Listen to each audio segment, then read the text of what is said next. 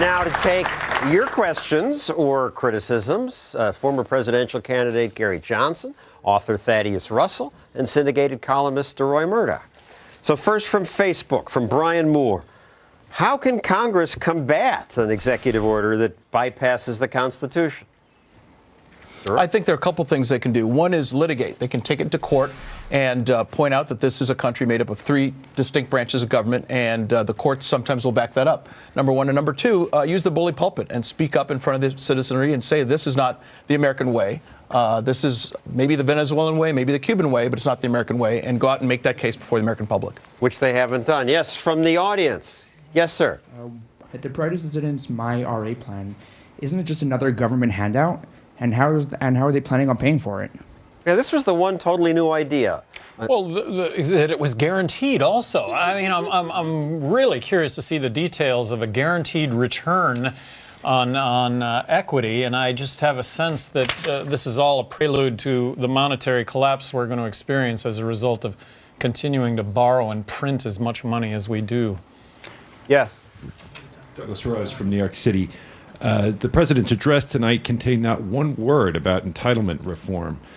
I'd like to know how we expect our country's currency, its banking system, and the economy as a whole to succeed when entitlement reforms are what's responsible for pushing our debt to the highest level it's been since the World War II. And it's just going to get trillions of dollars of promises. Of GDP. Our biggest problem, not a peep. Good point. I'd like to see a cut in the military entitlement first, though.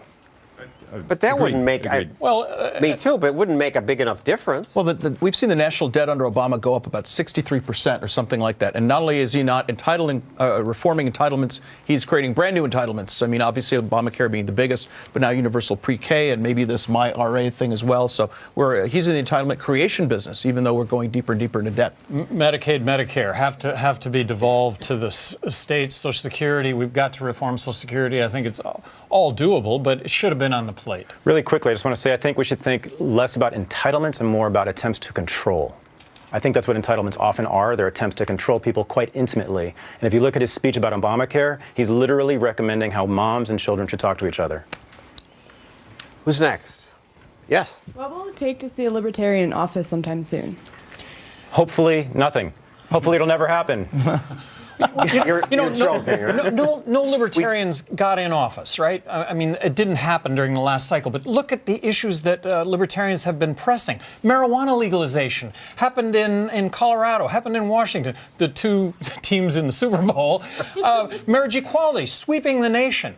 And these are the issues that we've been talking about all this time. And then Syria, take that as an example.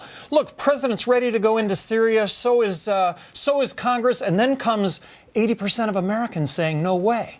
So I think we should pat ourselves on the back. You also have libertarian-oriented Republicans like Ted Cruz, Rand Paul, Mike Lee, Marco Rubio. They're not capital L libertarians, but I'd call them small L libertarians. And I think the more Obamacare collapses and this out-of-control government spins out of control, I think it'll be easier for people like that to get in. I think libertarians should always be opponents of power. They should never be the power.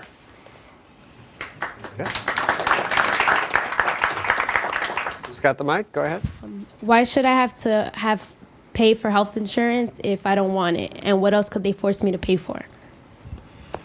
No, I think the reality of that is that not only why should you have to pay for it, but it's going to cost a whole lot of money. I mean, my health insurance premiums tripled because I could no longer have a high deductible. I'll be President Obama here. If she gets sick, why should everybody else have to pay for her sickness? Make her buy health insurance. Absolutely. And you know what happened in Massachusetts? Everybody gamed the system. And you're going to all do this financial analysis, which is why get insurance when you can pay the penalty for not getting insurance, and then when you actually come down with something where you have to, like a knee replacement, let's say, well, then you sign up for coverage because you're guaranteed coverage for a pre-existing condition. That's what they've done in Massachusetts, and we're going to all do that. In the whole country, we're going to all do that analysis. Pay the penalty and then pay the actual insurance premium as your house is burning. And then one thing that jacks up the price of health insurance is when groups like in New York State, for example, every plan in New York State has to have in vitro fertilization. At some point, the in vitro fertilization people got to the state legislature and said, please. And everybody has to pay more. We're out of time. Jacks up the price. Thank you, DeRoy, Thaddeus, Gary. Next, what the president should have said. My State of the Union. Mine is much better than his.